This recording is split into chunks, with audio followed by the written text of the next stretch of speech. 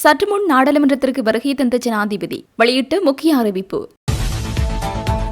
சுன்னாகம் கிணற்றிலிருந்து ஆண் ஒருவரின் சடலம் மீட்பு. புத்தாண்டை முன்னிட்டு விசேட போக்குவரத்து சேவைகள். நாட்டில் ஏற்படும் திடீர் மின் விநியோக தடை, சபையில் அமைச்சர் விளக்கம். நாட்டு மக்களுக்கு நிவாரணம் வழங்குங்கள், கயந்த கருணாதிலக்க கோரிக்கை. 23 ஒழுங்கமைக்கப்பட்ட குற்றவாளிகள் அடையாளம். தீவிரவாதியுடன் தொடர்பா கமன் பிளவின் குற்றச்சாட்டை மறுக்கின்றார் முஜிபுர். இலங்கையின் எரிபொருள் நெருக்கடிக்கு விரைவில் தீர்வு, அரசு தரப்பு அறிவிப்பு. வரலாற்று சின்னமான நல்லூர் மந்திரிமனை கண்முன்னே அழிந்து போவதை பார்த்து கொண்டு இருக்க முடியாது. CBK சிவஞானம். சிங்கமலை காட்டில் சிக்கிய நெதர்லாந்து மாணவி மீட்பு. நீதியரசுகளின் ஓய்வு பெறும் வயது குறித்து சர்ச்சை, நீதியமைச்சர் வெளியிட்ட அறிவிப்பு. சூப்பர் டீசலின் விலையை உயர்த்தியது சினோபெக். மத்திய கிழக்கு போர் உலக பொருளாதாரம் மந்தமடையும் என IMF எச்சரிக்கை. IMF பிரதிநிதிகள் மற்றும் அமைச்சர் கந்துர் நேத்திக்கு இடையில் கலந்துரையாடல். இசாரா சவந்தைக்கு வந்த பிறந்தநாள் கேக்கில் இருந்த மர்ம பொருள். ஈரானை ஒரே இரவில் அழித்து விடுவோம் என ட்ரம்ப் எச்சரிக்கை. அரசாங்கத்தின் பொருளாதார நிவாரண தொகுப்பை சமர்ப்பிப்பதற்காக ஜனாதிபதி அனுரகுமார திசாநாயக்க பாராளுமன்றத்திற்கு இன்று வருகை தந்துள்ளார். தற்போதைய உலக போர்ச்சூழலினால் நாட்டின் துறைகள் பாதிக்கப்பட்டுள்ளதாகவும் ஒரு அரசாங்கம் என்ற ரீதியில் இதுகுறித்து அவதானம் செலுத்தியுள்ளதாகவும் ஜனாதிபதி தெரிவித்தார். இதன்போது எரிபொருள் மற்றும் பலசக்தி குறித்த விசேட கவனம் செலுத்தப்பட்டதாக குறிப்பிட்ட ஜனாதிபதி எரிபொருள் செலவினங்களுக்கு ஏற்ப விலைகளை திருத்தி அமைக்கும் போது மக்களின் இயல்பு வாழ்க்கை பாதிக்கப்படுவதாகவும் தெரிவித்தார். பொருளாதார மற்றும் நிதி கட்டமைப்புகளின் சந்தை பெறுமதிக்கு இணங்க தற்போது 1 லிட்டர் டீசலின் விலை 600 ரூபாவை தாண்டியுள்ளதாகவும் ஜனாதிபதி இங்கு சுட்டிக்காட்டினார். எதிர்வரும் மே மாதம் 1ஆம் தேதி அல்லது அதற்கடுத்த அண்மைய தினமொன்றில் எரிபொருளுக்கான புதிய செலவு அடிப்படையிலான விலை சூத்திரத்தை நாங்கள் கொண்டு வருகின்றோம். அந்த செலவு முந்தைய மாதத்தின் உண்மையான தரவுகளின் அடிப்படையில் கணக்கிடப்படும். அந்த அடுத்த எரிபொருள் விலை திருத்தத்தின் போது உண்மையான செலவை கணக்கிட்டு 1 லிட்டர் டீசலுக்கு 100 ரூபாய் வரை மானியம் வழங்கவும் 1 லிட்டர் பெட்ரோலுக்கு 20 ரூபாய் வரை மானியம் வழங்கவும் தீர்மானித்துள்ளோம். இதன்படி கணக்கிடும் போது 1 மாதத்திற்கு 20 பில்லியன் ரூபாய், அதாவது 2000 கோடி ரூபாய் செலவாகும். 3 மாதங்களுக்கு இந்த முன்மொழிவை நாங்கள் தயாரித்துள்ளோம். இலக்கு வைக்கப்பட்ட மக்களுக்கே இந்த மானியங்களை நாம் வழங்க வேண்டும் என்றார். இருப்பினும் முறையான தரவுகள் இல்லாததால் சூப்பர் டீசல் மற்றும் சூப்பர் பெட்ரோல் விலைகளை சந்தை விலைக்கேற்ப மாற்றியமைக்க தீர்மானித்துள்ளதாக ஜனாதிபதி இங்கு தெரிவித்தார். அதன்படி பொதுவாக ஒவ்வொரு லிட்டர் டீசலுக்கு 100 ரூபாய் செலவை அரசாங்கமே ஏற்க தீர்மானித்துள்ளதாகவும் இதற்காக 3 மாத காலத்திற்கு அரசாங்கத்திற்கு 6000 கோடி ரூபாய் செலவாகும் என்றும் ஜனாதிபதி குறிப்பிட்டார். அஸ்வஸ்ம திட்டத்தின் கீழ் பதிவு செய்யப்பட்ட குறைந்த வருமானம் பெறும் பிரிவினருக்கு குடும்ப உறுப்பினர்களின் எண்ணிக்கையை கருத்தில் கொள்ளாமல் 2026 ஏப்ரல் மாதத்திற்கு மேலதிக விசேட கொடுப்பனவை வழங்குதல். கடும் வறுமை பிரிவில் உள்ள ஒரு குடும்பத்திற்கு 7500 ரூபாய் வழங்குதல். ஏழ்மையான பிரிவில் உள்ள ஒரு குடும்பத்திற்கு 5000 ரூபாய் வழங்குதல். இடைநிலை குடும்பத்திற்கு 2500 ரூபாய் வழங்குதல். எரிபொருள் விலை உயர்வு மற்றும் நிலவும் வறட்சியான காலநிலை காரணமாக மின்சார உற்பத்திக்காக அனல் மின் நிலையங்களை பயன்படுத்துவதற்கு ஏற்படும் மேலதிக செலவை மின் நுகர்வோர் மீது சுமத்துவதற்கு பதிலாக 90 அலகுகளுக்கும் குறைவாக மின்சாரத்தை பயன்படுத்தும் நுகர்வோருக்கு நிவாரணம் வழங்கும் வகையில் குறைத்த மேலதிக செலவை 3 மாத காலத்திற்கு அரசாங்கமே ஏற்றுக்கொள்வது. 1 ஹெக்டேருக்கு 20000 ரூபாவாக வழங்கப்பட்ட உரமானியத்தை யால பருவ செய்கைக்காக 30000 ரூபாய் வரை அதிகரித்தல். மேலதிக பயிர்களுக்காக 1 ஹெக்டேருக்கு 15000 ரூபாவாக வழங்கப்பட்ட உரமானியத்தை யால பருவ செய்கைக்காக 18000 ரூபாய் வரை அதிகரித்தல். விவசாயிகளுக்கு விவசாய சேவை மையங்கள் ஊடாக யாலப்பருவ செய்கைக்காக 50 கிலோகிராம் யூரியா உரமூட்டை ஒன்றினை 10,200 ரூபாய் நிலையான விலையில் வழங்குதல். ஒரு நாள் மீன்பிடி படகொன்றிற்கு ஒரு நாளைக்கு 25 லிட்டர் வீதம் மாதம் ஒன்றுக்கு அதிகபட்சமாக 25 நாட்களுக்கு 1 லிட்டர் எரிபொருளுக்காக 50 ரூபாய் என்ற அடிப்படையில் 3 மாத காலத்திற்கு மானியம் வழங்குதல். எதிர்வரும் 3 மாத கால பகுதிக்குள் மீன்பிடி தொழிலில் ஈடுபடும் நெடுநாள் மீன்பிடி படகு ஒன்றிற்கு 1,50,000 ரூபாய் வீதம் ஒரே தடவையில் கொடுப்பனவு வழங்குதல். நாட்டில் போதைப் பொருள் கடத்தலில் ஈடுபடும் 23 ஒழுங்கமைக்கப்பட்ட குற்றவாளிகள் அடையாளம் காணப்பட்டுள்ளதாக பொதுமக்கள் பாதுகாப்பு அமைச்சர் ஆனந்த விஜயபால தெரிவித்துள்ளார். இந்த கடத்தல்காரர்கள் அனைவரும் தற்போது வெளிநாடுகளில் தலைமறைவாக உள்ளதாக அவர் சுட்டிக்காட்டினார். அவர்களை கைது செய்வதற்கு போலீசார் தொடர்ச்சியாக பல்வேறு நடவடிக்கைகளை எடுத்து வருவதாகவும் அவர் மேலும் குறிப்பிட்டார். அத்துடன் இந்த ஒழுங்கமைக்கப்பட்ட குற்றவாளிகளுக்கு அரசியல்வாதிகள் தொடர்ச்சியாக ஆதரவு வழங்கி வந்ததாகவும் இது அனைவரும் அறிந்த ஒரு பகிரங்க ரகசியம் என்றும் பொதுமக்கள் பாதுகாப்பு அமைச்சர் தெரிவித்தார். மேலும் கருத்து தெரிவித்த அமைச்சர் ஆனந்த விஜயபால, நாங்கள் சுற்றி வளைப்புகளை தொடர்ச்சியாக முன்னெடுத்து வருகின்றோம். ஒழுங்கமைக்கப்பட்ட குற்றவாளிகளுக்கு அரசியல்வாதிகளே தொடர்ச்சியாக ஆதரவு வழங்கினார்கள். அது ஒரு பகிரங்க ரகசியம். அது அனைவருக்கும் தெரியும். போதைப் பொருள் கடத்தலில் முதன்மையாக இருப்பது இந்த ஒழுங்கமைக்கப்பட்ட குற்றவாளிகளே. இவர்களில் 23 பேர் அடையாளம் காணப்பட்டுள்ளனர். அனைவரும் தற்போது வெளிநாடுகளுக்கு சென்றுள்ளனர். இவர்கள் அனைவரும் குறித்து நாங்கள் விரைவாக ஆராய்ந்து வருகின்றோம் என்றார். இலங்கையில் தற்போது திட்டமிட்ட மின்வெட்டு எதுவும் அமல்படுத்தப்படவில்லை. மின்சார விநியோக கட்டமைப்பில் ஏற்படும் திடீர் தொழில்நுட்ப கோளாறுகள் அவ்வப்போது ஏற்படும் மின் துண்டிப்புகளுக்கு காரணமாகும் என எரிசக்தி அமைச்சர் குமார ஜெயக்கொடி நாடாளுமன்றத்தில் இன்று உரையாற்றும் போது தெரிவித்தார். கொழும்பு மற்றும் நாட்டின் ஏனைய பகுதிகளில் அண்மை காலமாக 2 மணித்தியாலங்கள் வரை திடீர் மின்வெட்டு ஏற்படுவதாக ஐக்கிய மக்கள் சக்தியின் நாடாளுமன்ற உறுப்பினர் முஜிபுர் ரஹ்மான் சபையில் கேள்வி எழுப்பியிருந்தார். இதன்போது மக்களிடம் அறிவிக்காமல் இவ்வாறு மின்வெட்டை மேற்கொள்வது ஏன் என அவர் வினவினார். இதற்கு பதிலளித்த குமார ஜெயக்கொடி, தற்போது நிலவும் மின் துண்டிப்புகள் திட்டமிட்டவை அல்ல. மின் விநியோக கட்டமைப்பில் அவ்வப்போது ஏற்படும் சில இடையூறுகள் புதிய விடயமல்ல. மின்சார கட்டமைப்பை மேலும் பலப்படுத்துவதற்கான பல்வேறு திட்டங்கள் தற்போது முன்னெடுக்கப்பட்டு வருகின்றன. இவ்வாறான சந்தர்ப்பங்களில் ஏற்படும் மின் துண்டிப்புகளை உடனடியாக சீர் செய்வதற்கு நடவடிக்கைகள் எடுக்கப்படுகின்றன. இவை திடீர் சேறு இழப்புகளை தவிர திட்டமிட்ட மின்வெட்டல்ல. அரசாங்கம் திட்டமிட்ட மின்வெட்டை செய்ய வேண்டிய தேவை ஏற்பட்டால் அது குறித்த அறிவித்தல் முன்கூட்டிய பொதுமக்களுக்கு வழங்கப்படும். தற்போதைய நிலையில் அவ்வாறான தீர்மானம் எதுவும் எடுக்கப்படவில்லை. எதிர்க்கட்சியினர் மக்களை தவறாக வழிநடத்தும் நோக்கில் இவ்வாறான கேள்விகளை எழுப்புகின்றனர் என்று அமைச்சர் சாடினார். மின்துறையை வலுப்படுத்துவதற்கும் இவ்வாறான திடீர் மின் துண்டிப்புகளை குறைப்பதற்கும் தேவையான நவீன தொழில்நுட்ப மாற்றங்கள் மற்றும் புனரமைப்பு பணிகள் தொடர்ந்து முன்னெடுக்கப்பட்டு வருகின்றன என்றும் அவர் மேலும் சுட்டிக்காட்டினார். அத்தியாவசிய பண்டங்களின் விலை அதிகரிப்பால் நெருக்கடி எதிர்கொண்டுள்ள மக்களுக்கு நிவாரணம் வழங்குமாறு எதிர்க்கட்சியின் பிரதம கொறடா கயந்த கருணாதிலக்கு கோரிக்கை விடுத்துள்ளார். நாடாளுமன்றத்திலேயே அவர் இந்த கோரிக்கை முன்வைத்துள்ளார். தமிழ் சிங்கள புத்தாண்டு வரவுள்ளது. பண்டிகை காலத்தில் அத்தியாவசிய பண்டங்களின் விலை அதிகரித்துள்ளது. இதன் காரணமாக நாட்டு மக்கள் பாரிய நெருக்கடியை சந்தித்துள்ளனர். அரிசி, சமையல் எரிவாயு, எரிபொருள் உள்ளிட்ட அத்தியாவசிய பொருட்களின் விலைகள் அதிகரித்துள்ளன. ஆகவே அரசாங்கம் நாட்டு மக்களுக்கு நிவாரணம் வழங்க வேண்டியது அவசியமாகும். நாட்டு மக்களின் பக்கம் சிந்தித்து மக்களுக்கு நிவாரணம் வழங்குமாறு தெரிவித்துக் கொள்ள விரும்புவதாக அவர் மேலும் தெரிவித்தார். யாழ்ப்பாணம் சுன்னாகம் போலீஸ் பிரிவுக்குட்பட்ட மருதனார் மடம் பூவாடை வீதியில் உள்ள கிணறு ஒன்றிலிருந்து அடையாளம் காணப்படாத நிலையில் ஆணொருவரின் சடலம் இன்று காலை மீட்கப்பட்டுள்ளது. இச்சம்பவம் குறித்து தெரிய வருவதாவது, குறித்த கிணற்றிலிருந்து விவசாய பயிர்களுக்கு நீர் இறைப்பதற்காக சென்ற விவசாயி ஒருவர் கிணற்றிற்கு அருகாமையில் பாதன் இருப்பதை கண்டுள்ளார். இதனால் சந்தேகமடைந்தவர் கிணற்றினுள் எட்டி பார்த்தபோது அங்கு ஆணொருவரின் சடலம் நீரில் மூழ்கிய நிலையில் இருப்பதை கவனித்துள்ளார். இதுகுறித்து அவர் உடனடியாக கிராம அலுவலருக்கு தகவல் வழங்கியுள்ளார். மீட்கப்பட்ட சடலத்தின் கழுத்தில் கயிறு சுற்றப்பட்ட நிலையில் கிணற்றின் அடியில் காணப்பட்டுள்ளது. எனவே குறித்த நபரை யாராவது அடித்து கொலை செய்த பின்னர் சடலத்தை கிணற்றுக்குள் வீசியிருக்கலாம் என பலத்த சந்தேகம் எழுந்துள்ளது. உயிரிழந்தவர் யார் என்பது குறித்து விவரங்கள் இதுவரை வெளியாகவில்லை. இச்சம்பவம் குறித்து சுன்னாகம் போலீசார் சம்பவ இடத்திற்கு வருகை தந்து மேலதிக விசாரணைகளை முன்னெடுத்து வருகின்றனர்.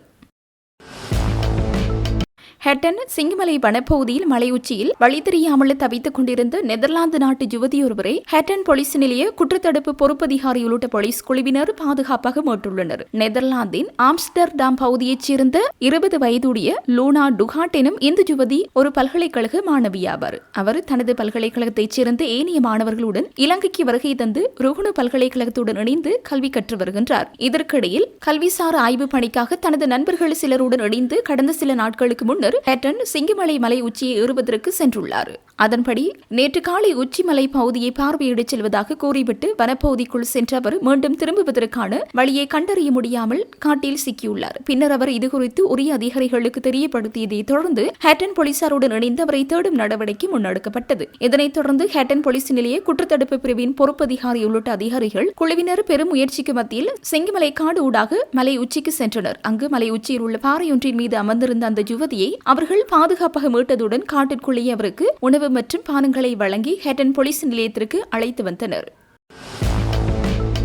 சித்திரை புத்தாண்டு பண்டிகையை முன்னிட்டு சொந்த ஊர்களுக்கு செல்லும் மக்களுக்காக விசேட பேருந்து சேவையை முன்னெடுக்க இலங்கை போக்குவரத்து சபை தீர்மானித்துள்ளது. எதிர்வரும் 9ஆம் தேதி முதல் இந்த பேருந்து சேவை நடைமுறைப்படுத்தப்பட உள்ளது. தூர இடங்களுக்காக நாளொன்றுக்கு மேலதிகமாக சுமார் 250 பேருந்துகள் வரை சேவையில் ஈடுபடுத்த திட்டமிடப்பட்டுள்ளதாக இலங்கை போக்குவரத்து சபை குறிப்பிட்டுள்ளது. இதற்கு மேலதிகமாக பயணிகளின் தேவைக்கேற்ப மேலும் பல பேருந்துகளை சேவையில் ஈடுபடுத்தவும் தயார் நிலையில் வைத்துள்ளதாக தெரிவிக்கப்பட்டுள்ளது. ஏப்ரல் மாதம் 9ஆம் திகதி முதல் 13ஆம் திகதி வரை இந்த விசேட பேருந்து சேவை நடைமுறைப்படுத்தப்படும். அதேவேளை சொந்த ஊர்களுக்கு சென்ற மக்கள் மீண்டும் கொழும்பு திரும்புவதற்காக ஏப்ரல் மாதம் 17ஆம் திகதி முதல் 21ஆம் திகதி வரை விசேட பேருந்து சேவைகள் முன்னெடுக்கப்படும் என இலங்கை போக்குவரத்து சபை தெரிவித்துள்ளது. இதேவேளை தேசிய போக்குவரத்து ஆணைக்குழுவும் புத்தாண்டு பண்டிகையை முன்னிட்டு சொந்த ஊர்களுக்கு செல்லும் மக்களுக்காக எதிர்வரும் 9ஆம் திகதி முதல் விசேட பேருந்து சேவையை முன்னெடுக்க திட்டமிடப்பட்டுள்ளது. பயணிகளின் தேவைக்கேற்ப போதுமான அளவு மேலதிக பேருந்துகளை சேவையில் ஈடுபடுத்த திட்டமிட்டுள்ளதாக தேசிய போக்குவரத்து ஆணைக்குழு குறிப்பிட்டுள்ளது. அத்துடன் ஏப்ரல் 10ஆம் திகதி முதல் இலங்கை புகையிரத திணைக்களமும் புத்தாண்டு நிமித்தம் விசேட புகையிரத சேவைகளை முன்னெடுக்க திட்டமிடப்பட்டுள்ளது.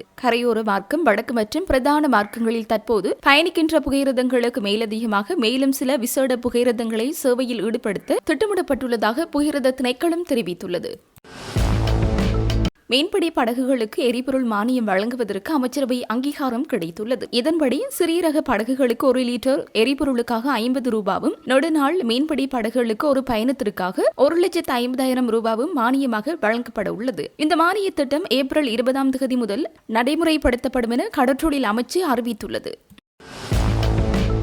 கைத்தொழில் மற்றும் தொழில் முனைவோர் அபிவிருத்தி அமைச்சர் சுனில் ஹந்துனித்தி மற்றும் சர்வதேச நாணய நிதியத்தின் பிரதிநிதிகள் குழுவினருக்கும் இடையில் விசேட கலந்துரையாடல் ஒன்று நேற்று நடைபெற்றது. இதன்போது நாட்டின் கைத்தொழில் துறையில் உள்ள ஆற்றல்கள் மற்றும் பொருளாதார ஸ்திரத்தன்மையை ஏற்படுத்துவதற்காக கைத்தொழில் துறை வழங்கும் பங்களிப்பு குறித்து விரிவாக கருத்துக்கள் பரிமாறப்பட்டன. சிறு மற்றும் நடுத்தர அளவிலான தொழில் முனைவோர் எதிர்நோக்கும் பிரச்சினைகள் மற்றும் அவர்களை மேம்படுத்துவதற்காக அரசாங்கம் எடுத்துள்ள கொள்கை ரீதியான தீர்மானங்கள் குறித்து அமைச்சர் இதன்போது பிரதிநிதிகள் குழுவிற்கு விளக்கமளித்தார்.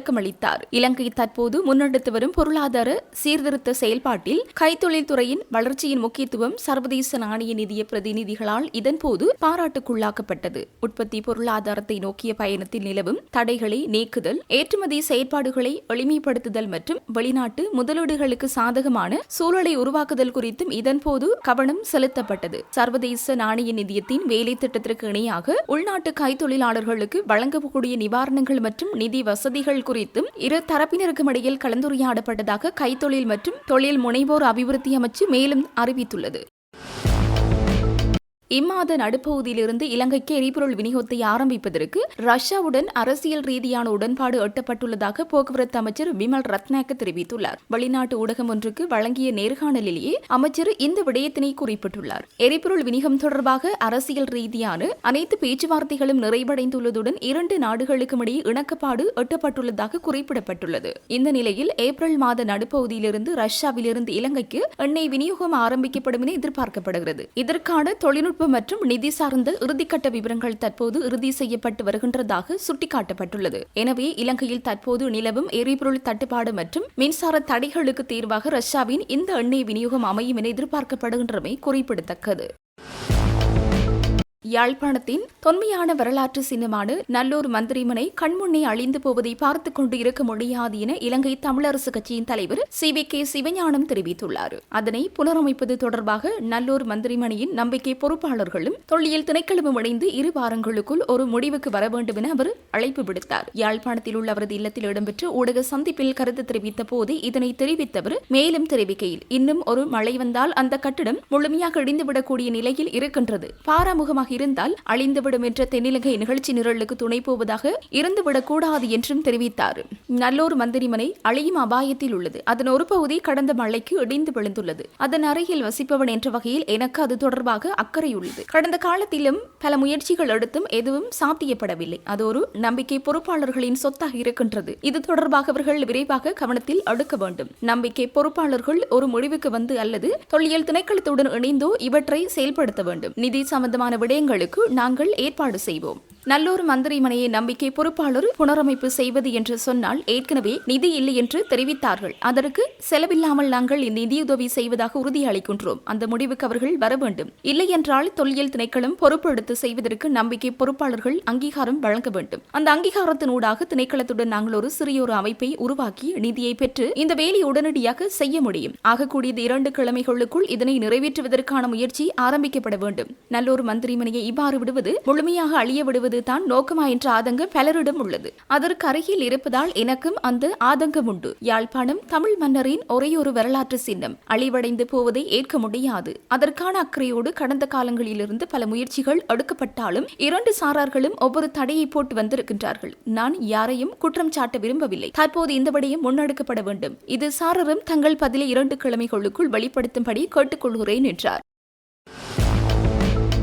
அரசாங்கம் நீதித்துறையின் தற்போதைய கட்டமைப்பில் தலையிடவில்லை என நீதியமைச்சர் ஹர்சன நாணயக்கார ஊடகங்களிடம் தெரிவித்தார். உயர் நீதிமன்றம் மற்றும் மேன்முறையீட்டு நீதிமன்ற நீதியரசர்களின் ஓய்வு பெறும் வயதில்லை அதிகரிப்பதற்கு அரசாங்கம் திட்டமிட்டுள்ளது என்று எதிர்க்கட்சிகளால் முன்வைக்கப்படும் குற்றச்சாட்டுகளையும் அவர் மறுத்துள்ளார். அமைச்சரவையில் இது தொடர்பாக எந்த ஒரு கலந்துரையாடலும் நடைபெறவில்லை. எனவே அரசியல் ரீதியாக முன்வைக்கப்படும் இத்தகைய ஆதாரமற்ற குற்றச்சாட்டுகளை நான் நிராகரிக்க வேண்டிய அவசியமும் கூட இல்லை என்று அவர் தெரிவித்தார். முன்னாள் அமைச்சர்களான பேராசிரியர் GL பீரிஸ் மற்றும் கலாநிதி விஜயதாஸ் ராஜபக்ச ஆகியோர் அண்மையில் விடுத்திருந்த அறிக்கையில் உயர் நீதிமன்ற நீதியரசர்கள் ஓய்வு பெறும் வயதில்லை அதிகரிப்பதற்கான அரசாங்கத்தின் முன்மொழிவு அரசமைப்பின் உறுப்புரிமையை மீறும் செயல் என்று தெரிவித்திருந்தார். சட்டத்தின் முன் அனைவரும் சமம் எனும் கோட்பாட்டுக்கு இது முரணானது என்றும் அவர்கள் வாதிட்டிருந்தனர். இலங்கை அரசமைப்பின் 107வது உறுப்புரையின் கீழ் உயர் நீதிமன்றம் நீதியரசர்களின் பதவிக்காலம் மற்றும் சுதந்திரம் தொடர்பான பாதுகாப்புகள் தெளிவாக குறிப்பிடப்பட்டுள்ளன. உயர் நீதிமன்ற நீதியரசர்களின் ஓய்வு பெறும் வயது 65 ஆகும். மேன்முறையீட்டு நீதிமன்ற நீதியரசர்களின் ஓய்வு பெறும் வயது 63ஆக நிர்ணயிக்கப்பட்டுள்ளது. நீதித்துறையின் சுதந்திரத்தை பேணுவதற்காக இந்த வயது எல்லைகள் அரசமைப்பில் உள்ளிருக்கப்பட்டுள்ளன. இதில் ஏதேனும் மாற்றங்களை மேற்கொள்வதாயின் அதற்கு முறையான அரசமைப்பு திருத்தம் அவசியமாகும் என்பது குறிப்பிடத்தக்கது.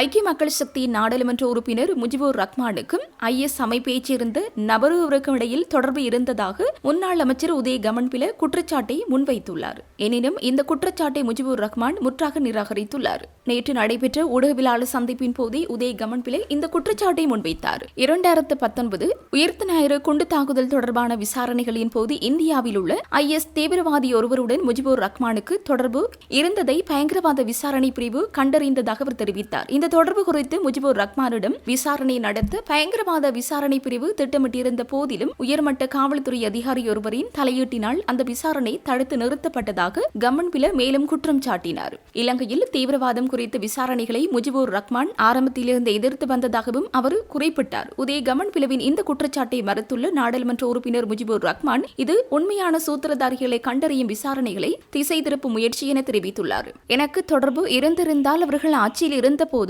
ஏன் என் மீது நடவடிக்கை எடுக்கவில்லை? தற்போது உயிர்த்த ஞாயிறு தாக்குதலில் உண்மையான சூத்திரதாரிகளை தேடும் விசாரணைகள் தீவிரமடைந்துள்ள நிலையில் மக்களை திசை திருப்பவே இவ்வாறான கதைகளை உருவாக்குகின்றார்கள் என அவர் பதிலடி கொடுத்துள்ளார்.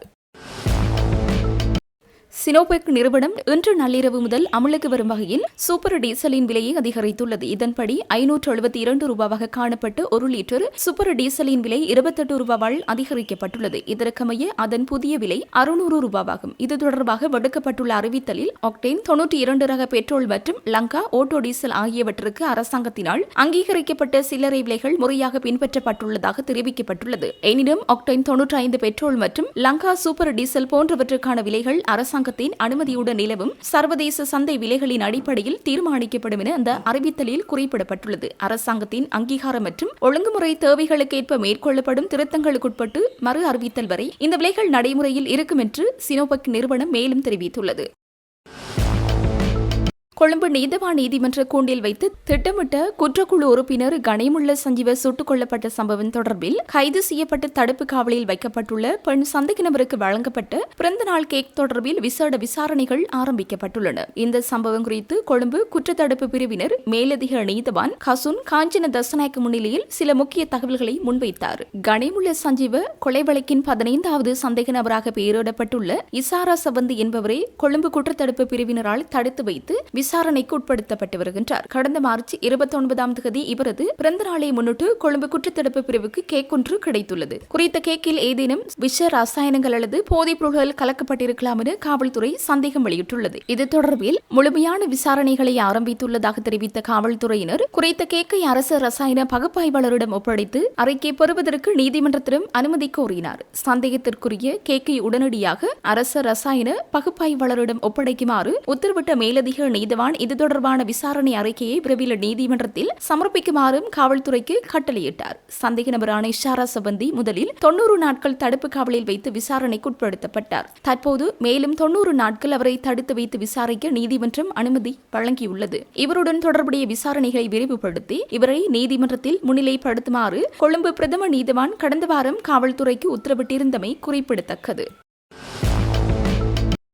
மத்திய கிழக்கில் நிலவும் போர்ச்சூழல் காரணமாக உலகளாவிய பணவீக்கம் அதிகரிப்பதோடு பொருளாதார வளர்ச்சியும் மந்தமடையும் என்று சர்வதேச நாணய நிதியத்தின் முகாமைத்துவ பணிப்பாளர் கிறிஸ்டலினா ஜோர்ஜீவா தெரிவித்துள்ளார். அடுத்த வாரம் சர்வதேச நிதி நிறுவனத்தினால் வெளியிடப்பட உள்ள உலக பொருளாதார கணிப்பிற்கு முன்னதாகவே அவர் இந்த கருத்துக்களை பகிர்ந்துள்ளார். உலகின் எண்ணெய் மற்றும் எரிவாயு தேவையில் 1/5 பங்கை கொண்டு செல்லும் ஹோர்முஸ் நீரினை ஈரான் மறைத்துள்ளதால் உலகளாவிய எரிசக்தி விநியோகத்திற்கு இதுவரை இல்லாத மிக மோசமான இடையூறு ஏற்பட்டுள்ளதாகவும் அவர் குறிப்பிட்டுள்ளார். ஏப்ரல் 14ஆம் தேதி வெளியிடப்பட உள்ள உலக பொருளாதார கண்ணோட்டத்தின் ஊடாக சர்வதேச நாணய நிதியம் பல்வேறு பொருளாதார நிலைமைகள் குறித்து கணிப்புகளை முன்வைக்க உள்ளது. போரினால் ஏற்பட்ட தாக்கம் மற்றும் கடுமையான நிதி நிபந்தனைகள் காரணமாக பொருளாதார வளர்ச்சி வேகம் வீழ்ச்சியடையக்கூடும் என்று நிபுணர்கள் ஏற்கனவே சுட்டிக்காட்டியிருந்தனர். போர் ஏற்படாததிலிருந்து பெருந்தொற்றுக்கு பின்னர் பொருளாதாரம் வீழ்ச்சியடைந்து வரும் நிலையில் 2026ஆம் ஆண்டில் 3.3% மற்றும் 2027ஆம் ஆண்டில் 3.2% உலக பொருளாதார வளர்ச்சி எதிர்பார்த்ததாக அவர் மேலும் தெரிவித்தார். கெரண்டி எல்ல பகுதியில் சுமார் 120 அடி பள்ளத்தில் வேன் விழுந்து விபத்துக்குள்ளான நிலையில் 12 வயது சிறுவன் தனது முழு குடும்பத்தையும் காப்பாற்றியுள்ளார். விபத்தில் காயமடைந்து தனது தாய், தந்தை மற்றும் சகோதரியை துணிச்சலுடன் செயற்பட்டு குறித்த சிறுவன் காப்பாற்றியுள்ளார். கொத்மலை பகுதியைச் சேர்ந்த காமினி திசாநாயக்க தேசிய பாடசாலையின் தரம் 6ஆம் தரத்தில் கல்வி பயிலும் ஹிரணித சமரகோன் என்ற சிறுவனை இந்த துணிகர செயலை செய்துள்ளார். வெளிமடையிலிருந்து நுவரெலியா ஊடாக தவலந்தனை நோக்கி ஒரே குடும்பத்தைச் சேர்ந்த தாய், தந்தை, மகள் மற்றும் மகன் மற்றும் உறவினர் ஒருவர் பயணித்த வேன் அதிகாலை 1 மணியளவில் ரம்புட கெரண்டியல பகுதியில் வீதியை விட்டு விலகி குடை சாய்ந்துள்ளது. அடிக்கடி விபத்துக்கள் நிகழும் இப்பகுதியில் நள்ளிரவு நேரம் என்பதால் வேன் பள்ளத்தில் விழுந்ததை வீதியால் சென்றவர்கள் கவனிக்கவில்லை. விபத்தின் போது வேன் நசுங்கியதில் சிறுவனின் பெற்றோர் மற்றும் சகோதரி உள்ளேயே சிக்கிக் கொண்டனர். எனினும் வேனிலிருந்து தூக்கி வீசப்பட்ட சிறுவன் தானும் காயமடைந்திருந்த போதிலும் நசுங்கிய வேனில் உயிருக்கு போராடி கொண்டிருந்த தனது பெற்றோரிடம் கவலைப்பட வேண்டாம், நான் உங்களை எப்படியாவது காப்பாற்றுகிறேன் என தைரியம் கூறியுள்ளார். பின்னர் தூக்கி வீசப்பட்டிருந்த மற்றைய நபரையும் அழைத்துக் கொண்டு கடுமையான இருளில் கடும் சிரமத்திற்கு மத்தியில் மரங்களையும் கற்களையும் பற்றிக் கொண்டு தவழ்ந்து வீதிக்கு வந்துள்ளார். சுமார் 120 அடி பள்ளத்தில் இருந்து வீதிக்கு வந்த சிறுவன் அந்த நேரத்தில் வீதியால் சென்ற வாகனங்களை நிறுத்த முயற்சித்துள்ளார். பல வாகனங்கள் நிறுத்தாமலும் சென்றுள்ளது. இறுதியாக அந்த வீதியில் வந்த ஒரு சிறிய ரக லொரி நிறுத்தப்பட்டது. அந்த லொரியில் இருந்தவர்களிடம் விபத்து குறித்து சிறுவன் விவரத்தை அடுத்து அவர்கள் உடனடியாக கொத்மலை போலீசாருக்கும் வைத்தியசாலைக்கும் தகவல் வழங்கினர். அத்துடன் மக்களின் உதவியுடன் பள்ளத்தில் சிக்கியிருந்தவர்களை மீட்டு வைத்தியசாலையில் அனுமதிப்பதற்கும் அந்த லொரி சாரதி மற்றும் உதவியாளர்கள் பெரும் ஒத்துழைப்பு வழங்கியுள்ளனர். ஈரானை ஒரே இரவில் அழித்துவிட முடியும் என்று அமெரிக்க ஜனாதிபதி டொனால்ட் ட்ரம்ப் தெரிவித்துள்ளார். ஹோர்முஸ் நீரிணையை திறப்பதற்காக ஈரானுக்கு வழங்கப்பட்ட கால அவகாசம் இன்றிரவு 8 மணியுடன் நிறைவடைவதாக அவர் சுட்டிக்காட்டியுள்ளார். வெள்ளை மாளிகையில் நடைபெற்ற ஊடகவியலாளர் சந்திப்பில் கலந்து கொண்டு கருத்து தெரிவிக்கும் போதே ட்ரம்ப் இதனை தெரிவித்தார். இன்றிரவு 8 மணிக்குள் தமக்கு ஏற்றுக்கொள்ளக்கூடிய உடன்படிக்கைக்கு ஈரான் வர தவறினால் அந்த நாட்டுக்கு எதிராக கடுமையான அழிவுகரமான தாக்குதல்கள் நடத்தப்படும் என்று அவர் கூறினார். நள்ளிரவுக்குள் ஈரானின் பாலங்கள் மற்றும் மின் உற்பத்தி நிலையங்கள் முழுமையாக அளிக்கப்பட்டு ஈரான் மீண்டும் கற்காலத்திற்குள் தள்ளப்படும் என்று அவர் எச்சரித்துள்ளார். இன்றைய தினத்திற்கு பிறகு ஈரானுக்கு மீண்டும் எந்த ஒரு கால அவகாசமும் வழங்கப்பட மாட்டாது என்று வலியுறுத்திய ட்ரம்ப் இந்த போருக்கு ஆதரவு வழங்காத நாடுகள் மீதும் குற்றச்சாட்டுகளை முன்வைத்தார். சுமார் 1.5 மணித்தியாலங்கள் நீடித்த இந்த ஊடகவியலாளர் சந்திப்பில் ஈரானால் சுட்டு வீழ்த்தப்பட்ட அமெரிக்க போர் விமானத்தில் இருந்து ராணுவ வீரரை மீட்பதற்காக முன்னெடுக்கப்பட்ட நடவடிக்கை குறித்தும் அவர் விரிவாக விளக்கமளித்தார். அந்த நடவடிக்கை மிகவும் பயங்கரமானது என்றும் அதில் உயிரை பணயம் வைத்து செயற்பட்ட வீரர்கள் தனது மரியாதையை தெரிவிப்பதாகவும் அவர் தெரிவித்தார். இதேவேளை மத்திய கிழக்கின் போர் மோதல்களை முடிவுக்கு கொண்டு வருவதற்காக முன்வைக்கப்பட்ட தற்காலிக போர் நிறுத்தத்தை ஈரான் நிராகரித்துள்ளதாக தகவல்கள் தெரிவிக்கின்றன. பாகிஸ்தானால் முன்வைக்கப்பட்ட இந்த போர் நிறுத்த யோசனைக்கு ஈரான் உத்தியபூர்வமாக பதிலளித்ததுடன் தற்காலிக போர் நிறுத்தத்திற்கு பதிலாக போரை நிரந்தரமாக முடிவுக்கு கொண்டுவர வேண்டியதன் அவசியத்தை வலியுறுத்தியுள்ளது. இதற்காக ஈரான் 10 அம்ச கொண்ட கோரிக்கை அறிக்கை ஒன்றையும் சமர்ப்பித்துள்ளமை குறிப்பிடத்தக்கது. ஆர்டமிஸ் 2 திட்டத்தில் இணைந்துள்ள விண்வெளி வீரர்கள் மனித வரலாற்றில் பூமியிலிருந்து விண்வெளிக்கு சென்ற அதிகூடிய தூரத்தை கடந்து புதிய உலக சாதனையை படைத்துள்ளனர். இதன் மூலம் 1970ஆம் ஆண்டு ஏப்ரல் மாதம் அப்பல்லோ 13 விண்கலத்தினால் நிலைநாட்டப்பட்டிருந்த சாதனையையும் அவர்கள் முறியடித்துள்ளனர். ஆர்டமிஸ் 2 விண்கலத்தின் விண்வெளி வீரர்கள் நேற்று சந்திரனின் மிகவும் தொலைதூர பகுதிக்கு சென்றதன் மூலம் இந்த மைல்கல்லை எட்டியுள்ளனர். இதன்போது அவர்கள் பூமியில் இருந்து 2,52,752 மைல்கள் தொலைவிற்கு பயணித்துள்ளதாக பதிவாகியுள்ளது. இதற்கு முன்னர் இந்த சாதனை 2,48,655 மைல்களாக இருந்தமை குறிப்பிடத்தக்கது.